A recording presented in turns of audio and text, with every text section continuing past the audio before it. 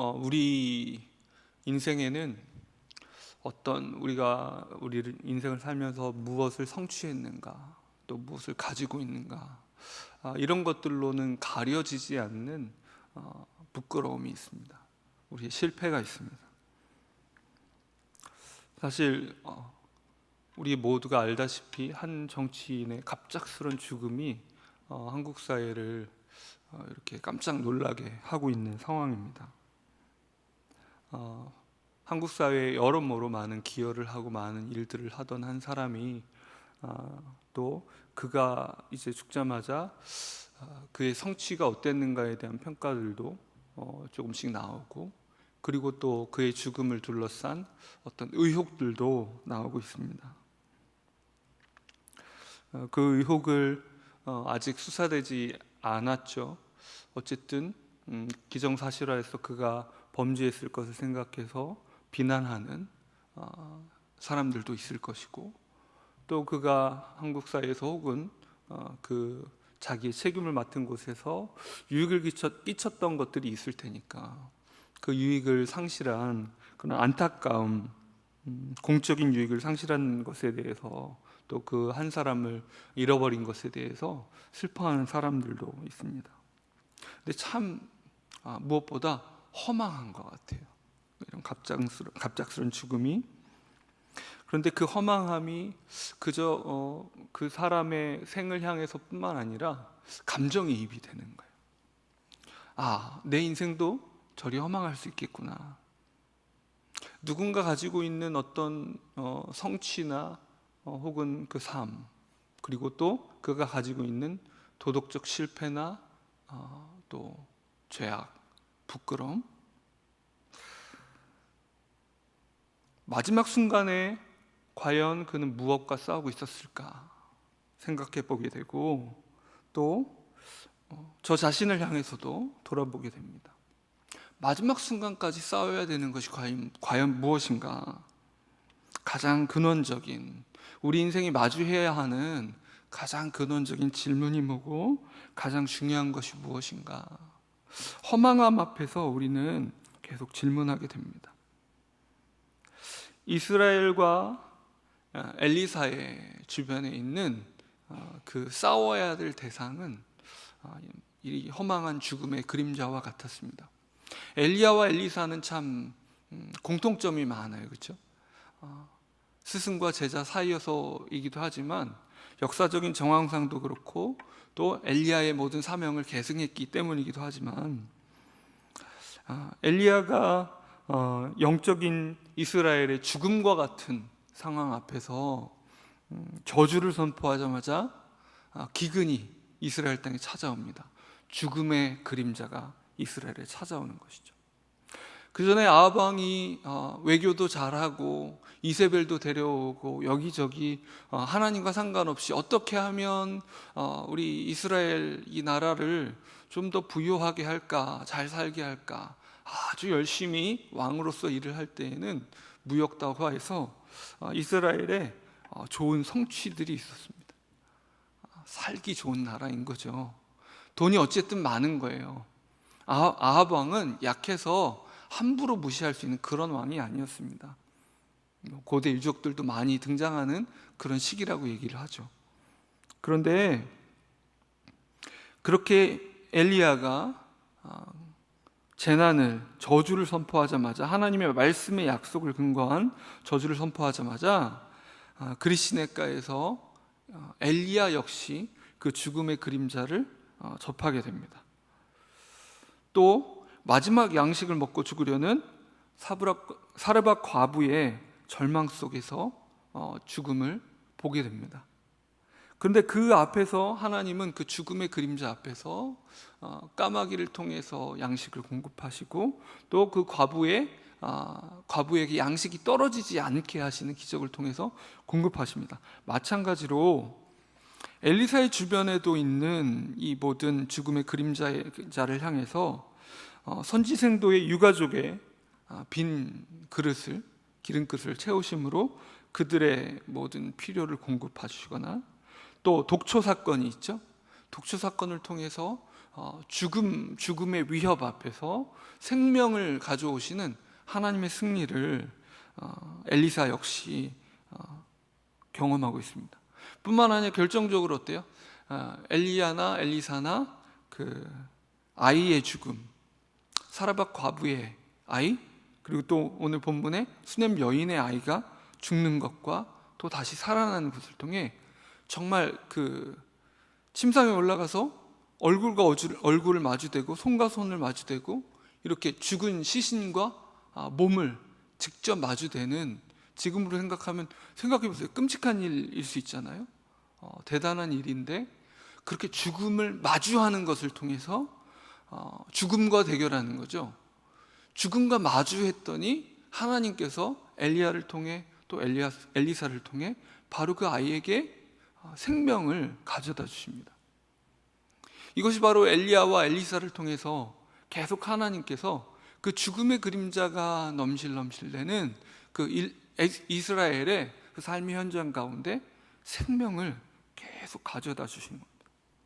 죽음과의, 그 모든 허무한 죽음과의 싸움 앞에 하나님께서 하신 일입니다. 그렇게 엘리야를 준비시킨 뒤에 어떻게 하시죠?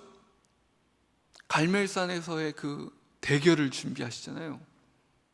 그렇게 믿음을 허락하시잖아요. 물론 그 이후에 엘리야는 다시 한번 절망하지만 하나님 여전히 일하시는 분임을 알려주시죠. 엘리사 역시 오늘 본문 안에서 이렇게 막 창칼로 싸우고 막 이런 죽음이 있고 이런 상황은 아니지만 영적인 어떤 대결들을 벌이고 있는 것 같습니다. 외적인 싸움이 있어요. 이스라엘 왕이 격한 반응을 보이잖아요.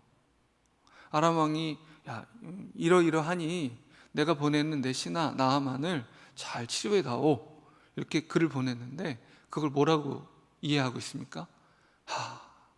또 이걸 빌미로 어떻게 못 살게 굴려고, 도대체 무슨 말썽을 부리려고 나한테 이렇게 시비를 거는 것인가? 그러면 함께 읽겠습니다. 7절 말씀 함께 읽어볼까요? 시작. 이스라엘 왕이 그 글을 읽고 자기 옷을 찢으며 이르되 내가 사람을 죽이고 살리는 하나님이냐? 그가 어찌하여 사람을 내게로 보내 그의 나병을 고치라 하느냐?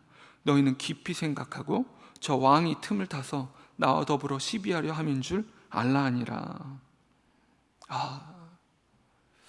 이 외적인, 이스라엘의 외적인 싸움, 아람 왕과의 그 긴장관계, 아람과의 나라와 나라 사이의 긴장관계, 참 세상 사는 게 쉽지가 않아요. 그렇죠? 참 우리 뜻대로 되지 않습니다. 그 앞에 아주 트집 잡는다고 생각하고 이스라엘 왕이 옷을 찢습니다. 그 두려워하는 마음, 근심하는 마음, 두려움과 근심이 분통으로 터지는 거죠. 막 옷을 찢으면서 도대체 이 일을 어떡하냐. 경제적인 침체와 절망이 눈앞에 보이는 시대인데 또 한편으로는 사람들이 부동산에 아주 열을 올리고 있습니다.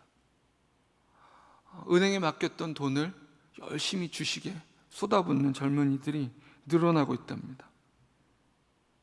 사실 경제가 정말로 곧 침체되면 부동산도 주식도 어떻게 될지 모르는데, 그런데 왜 이렇게 몸부림칠까요? 한편으로 경제적인 성취와 동경을 향한 몸부림입니다. 지금 이렇게 코로나로 힘든 중에도 누군가는 집만 가지고 있어도 집값이 올라서 돈을 몇 억씩 벌고 있고, 곧 이제 한 3개월 지나면 어려웠던 기업들이 이제 기업의 경영상 어려운 사유로 인해서 해고가 가능해질 텐데, 그러고 나면 하나 둘 사람들이 벌써부터 시작됐잖아요. 이런 상황 어떻게 할까? 지금 뭔가 돈이라도 확 벌어버려서, 신문기사 이런 기사가 떴어요. 1년 동안, 몇 년 동안 적금을 붓다가 해지하고 주식에 뛰어들어서 몇 달 동안 이자를 다 벌었다느니. 그러니까 그런 얘기를 들으면 어떻게 돼요? 가만히 있는 것은 억울하고 그저 실패를 향해서, 빈곤을 향해서, 절망을 향해서 달려가는 듯한 느낌이 들 거 아니에요. 빈곤과 실패를 향한 두려움에 다들 몸부림을 치고 있습니다. 이렇게 계속 끊임없이 두려워 떠는 이 상황이 이스라엘 역사에 계속되어 왔습니다.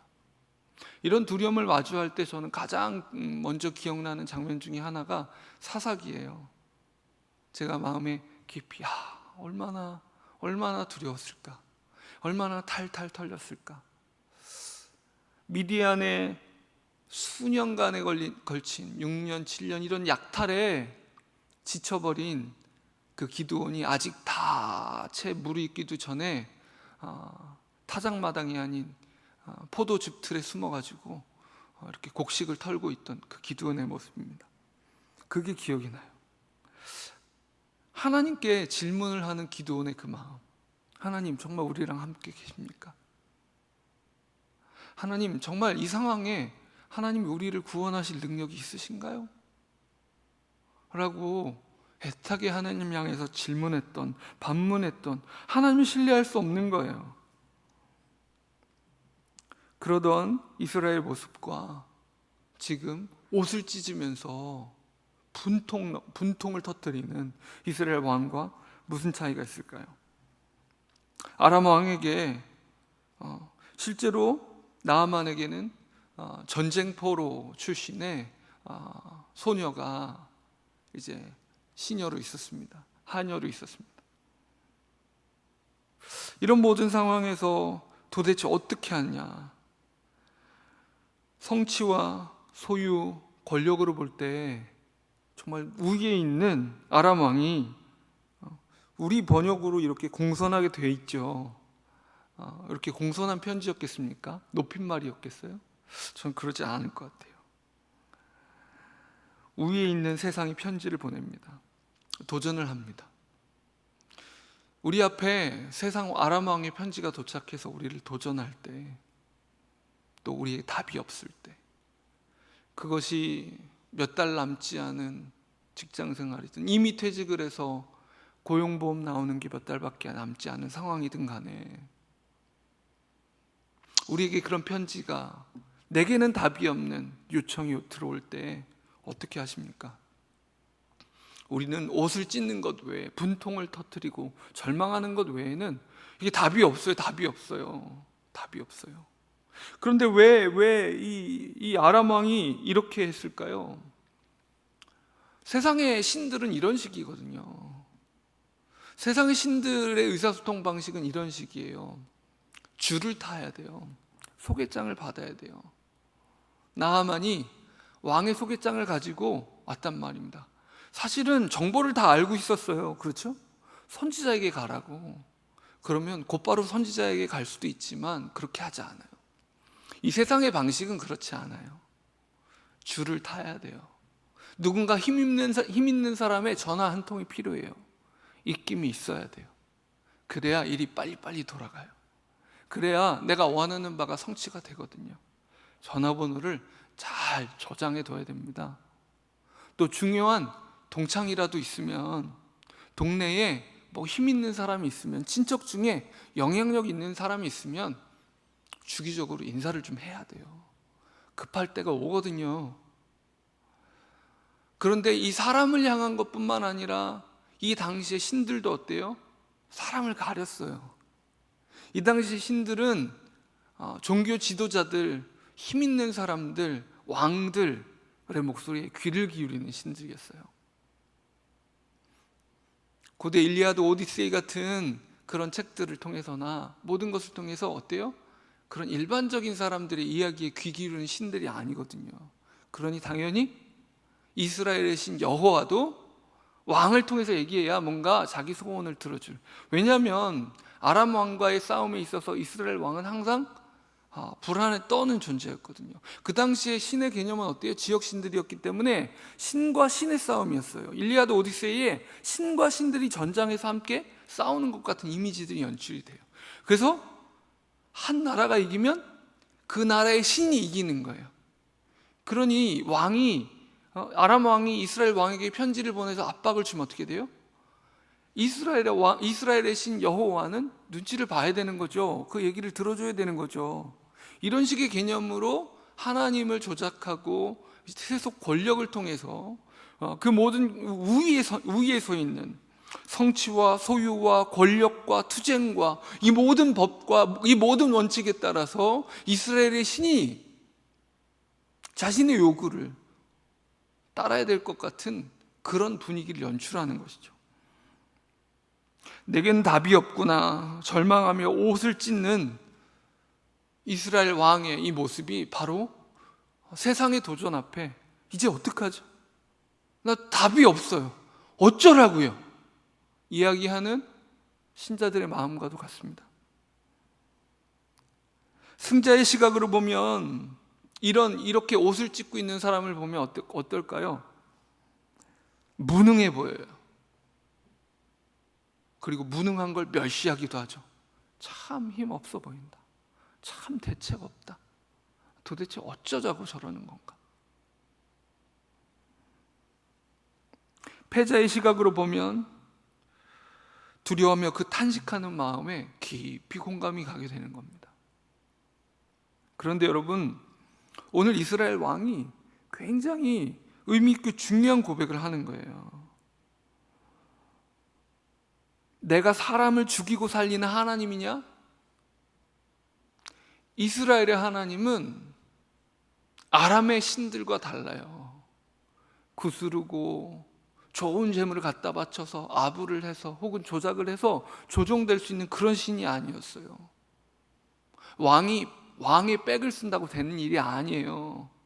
사람을 죽이고 살리는 일은 하나님께 속했기 때문에 이스라엘 왕은 자신이 무능했어요.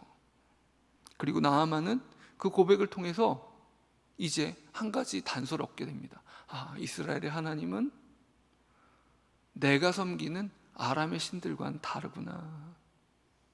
왕이 함부로 성대한 제사를 벌여가지고 잔치를 벌여서 재물로 엄청난 재물들을 통해서 아부를 해서 조작할 수 있는 그런 따위의 신이 아니구나. 옷을 찢고 나 이제 어떡하지 답이 없는데 말하는 그 신자들의 삶에 질문이 찾아옵니다. 여호와는 나의 목자시니 내가 부족함이 없으리로다. 정말일까?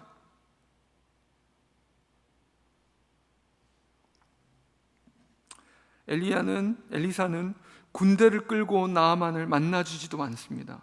하나님 그런 식으로 통제당하는, 하나님의 선지자는 그것에 눈도 깜짝하지 않고 만나주지도 않습니다. 권력과 성취와 성공으로 결코 하나님을 조작할 수 없습니다. 결코 하나님 앞에 우리가 온 일생을 다해서 몸부림친 어떤 것도 그분을 움직일 만큼 중요하지 않습니다. 또한 내적인 싸움이 있습니다. 본문 뒤에 나오는 게하시의 사건을 통해서 좀 더 그 성격이 분명하게 드러나는데, 이 세상이 이 성취와 권력과 그 소유를 통해서 우리를 위협하는 것처럼 그 위협이 그 싸움이 우리 내면에서도 일어나요. 근본적인 목적과 필요를 잊게 하는 소유와 성취를 통한 허영심이 있어요. 사실 지금 나아만과 엘리사 사이에 누가 누구한테 조아려야 됩니까? 나아만이 지금 정신을 못 차리는 거죠. 왕을 통한 소개장을 받고 오고 그 앞에 그 이스라엘 왕이 옷을 찢으며 막 탄식하는 것을 통해서 뭘 확인했어요? 야, 한편으로 여기서도 나의 성취가, 나의 권력이 통하는구나. 근데 아람 왕에 대한 소개가 1절에 어떻게 나오냐면, 아람 왕의 군대 장관 나아만은 이미 아람 그리고 군대 장관 통해서 나아만의 성취가 드러나죠. 그의 주인 앞에서 크고 존귀한 자니 아람 왕에게도 함부로 할 수 없는 존재였습니다. 이는 여호와께서 전에 그에게 아람을 구원하게 하셨습니다. 그는 큰 용사이나 나병한 자더라. 우리에게 알려지지 않은 어떤 큰 싸움에 있어서, 전쟁에 있어서 아람 왕국을 구원한 구원자 역할을 한 거예요. 이 대단한 성취를, 그 왕도 함부로 할 수 없는 그 성취를 이룬 그 나아만이에요. 그 소유는 당연히 그에 걸맞게 있었겠죠. 그런데 결론이 뭐예요? 나병 환자더라. 그의 피부는 상하고 있었습니다. 시한부예요. 점점 그의 신체 기능이 사라지고 말 거예요. 현대 말하는 한센시병이라면 어때요? 모든 신경 감각이 마비돼서 자기에게 상처가 나는지도 모르고 이렇게 골마 상하도록 내버려 둘 수밖에 없는, 아픔이 느껴지지 않는 그런 병이에요. 정말 끝을 향해서 가고 있는 거죠. 그 원인도 알 수 없는, 고칠 수 없는 그 병, 절망 속에 있는 사람이에요. 근데 뭐 하러 왔어요? 병 고치러 왔잖아요. 왜 왔겠어요? 소망이 없으니까 왔죠. 자기 신에게 기도 안 해봤겠습니까? 의원을 찾아가 보지 않았겠습니까? 그의 모든 성취와 소유로, 그 권력으로 할 수 있는 모든 것을 다 해봤겠죠. 다 해보고 안 되니까 포로로 끌려온 시녀가 혼잣말하듯 하던 그 얘기를 듣고 이렇게 달려오는 거 아니겠어요? 왕까지 뒤흔들어서. 근데 지금 뭐 하고 있어요? 불쾌해요. 날 만나주지도 않아? 내가 누군 줄 알고 나를 이렇게 우습게 봐? 지금 나아만은 자기의 절망이 절망으로 여겨지지 않아요. 자긴 답이 없는데, 이스라엘 왕은 자기가 답이 없다는 것을 알고 탄식했는데, 그는 답이 없어서 이스라엘까지 찾아왔으면서도 자기가 답이 없는 인생인 것을 진실로 인정하지 못하고 있습니다. 우리가 얼마나 많은 순간 우리 절망을 인정하지 못합니까? 우리가 지금까지 해왔던 것들로 답을 찾으려고 해요. 심지어 병이 고쳐진 이후에도 나아만 어떻게 해요? 그거에 대해 지불을 하려고 합니다. 우리는 답이 없는 우리의 인생에 대해서 우리가 벌어놓은 거, 우리가 성취한 거, 우리가 가지고 있는 것으로 거래하려고 해요. 마치 기도할 때도 이런 식이에요. 하나님, 이 기도를 들어주시면요, 제가요, 뭘 지불하려고요? 뭘? 하나님 그렇게 우습고 하찮은 거래 대상인가요? 세상의 신들처럼 내가 뭐 좀 갖다 드리면 헤헤 좋아서 그렇게 하시는 분이세요? 그분이 가난한가요? 그분이 모자란가요? 그렇지 않은데 우리는 세상의 법대로, 세상의 방식대로 그분은 어떻게든, 심지어 어떤 부탁을 해요? 이런 식이에요. 기도 부탁하는 것에 대해서 나쁘게 얘기하려는 것이 아니라 우리의 내면에 그런 생각이 있는지 돌아보자는 말씀을 드리는 겁니다. 누군가에게 기도해 주세요. 목사님, 장로님, 집사님, 권사님, 누군가 기도를 더 잘하는 것 같은 사람에게 기도 부탁을 합니다. 어때요? 하나님과 내가 직접 뭔가 하는 게 아니라 그 사람이 가지고 있는 뭔가 영적인 더 뭔가 권위가 혹은 뭔가 영향력이 있을 것 같은 어떤 것을 빌어서, 이거 천주교에서 성인들에게 비옵니다 말하는 것과 무슨 차이예요? 성인들은 공덕을 많이 쌓아가지고 하나님께 나를 위하여 비르소서 이렇게 해요. 마리아여 나를 위하여 비르소서, 또 성인 누구누구여 나를 위하여 비르소서. 왜요? 하나님과 더 가깝다는 거예요. 하나님이 그런 식의 분이세요? 그런 식으로 그 영적인 권세로 조종당하거나 뭔가 더 쉽게 마음을 여는 그런 분이 아니라고요. 그런데 마치 그분과 거래를, 심지어 영적 권위를 통해서 거래하고 싶은 그런 마음이 우리 안에 있어요. 하나님 어떻게든 조작하고 싶고 어떻게든 그 하나님을 움직이고 싶어요. 근데 그 하나님 제대로 모르는 거예요.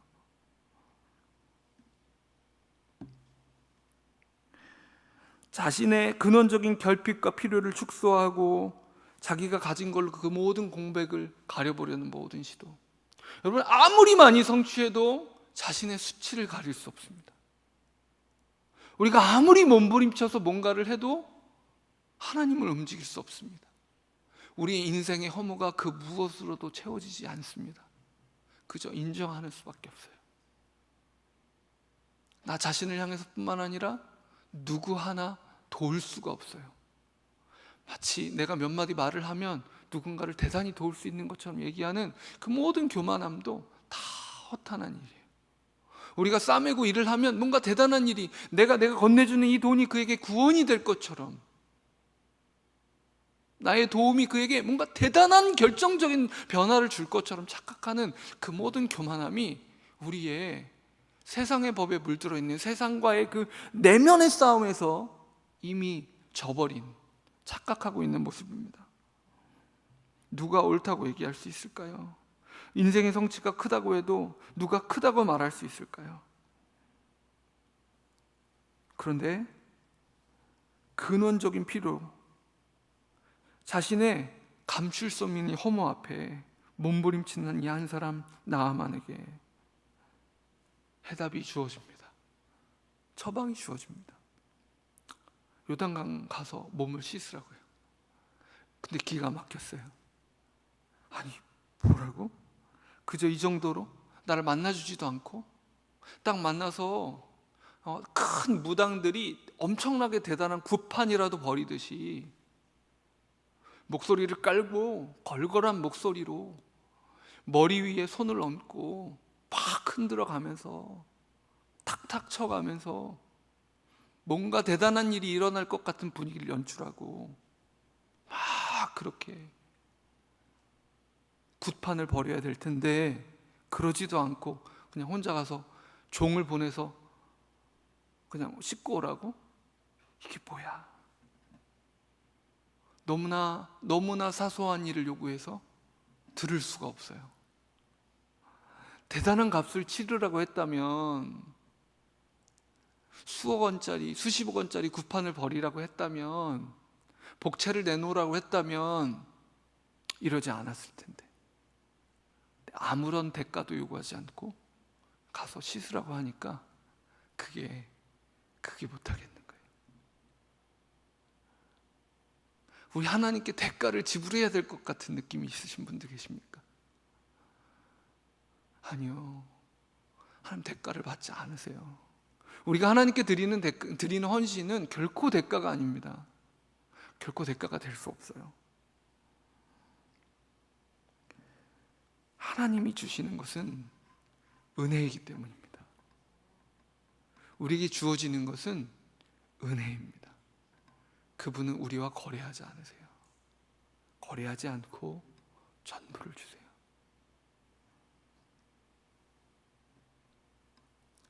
종들이 봐도 기가 막히니까, 아니 대단한 일을 요구했다라면 했을 텐데 너무 작은 일을 요구해서 안 한다고요?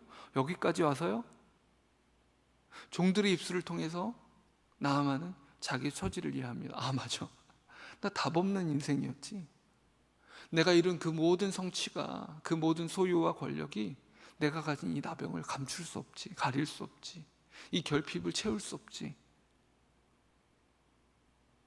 자기의 실상을 다시 확인하고 종들의 입술을 통해 확인하고 요단강으로 걸어 들어갑니다.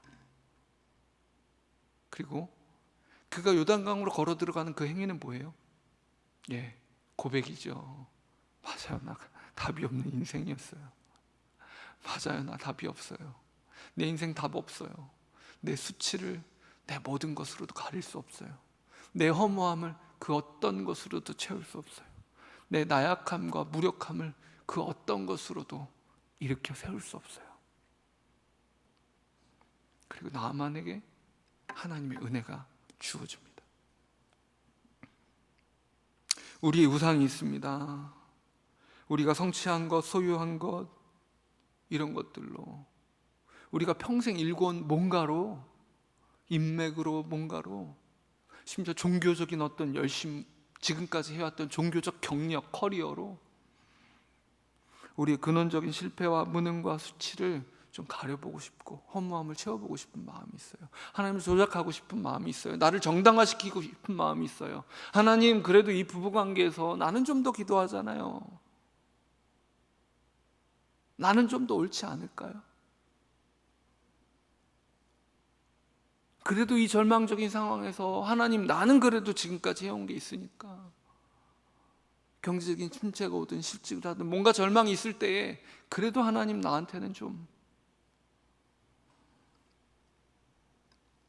우리가 해왔던 어떤 것들로 대답을 삼으려는 이 마음. 그런데 우리 앞에 주어진 대답은 우리의 성취와 우리의 소유를 통한 것이 아니라 예수 그리스도의 성취와 소유를 통한 것입니다. 우리가 한 일이 중요한 게 아니라 하나님이 하신 일이 중요한 거예요. 내가 가지고 있는 의가 아니라 하나님께서 그리스도 통해서 우리에게 주신 의가 중요한 거예요. 우리는 계속 잊어버려요. 우리의 상황이 어떤지, 우리의 실상이 어떤지 잊어버려요.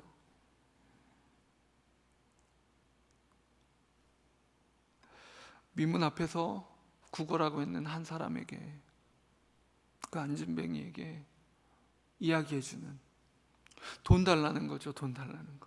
이 사람은 더 이상 그 머릿속에 지도에 자기의 장애가 치유될 것이라는, 자기가 회복될 것이라는 것에 대한 생각과 가능성 자체가 없어요. 자기의 가장 깊은 필요 중에 하나는 그거거든요. 하지만 더 이상 그 질문을 묻지 않아요. 이 사람의 질문은 뭐예요? 돈이에요. 돈이에요. 어떻게 오늘을 살까예요. 그런데 그에게 어떻게 대답해요? 내게 은과 금은 내게 없지만 내게 있는 것으로 내게 주노니 나사렛 예수 그리스도의 이름으로 일어나 걸으라.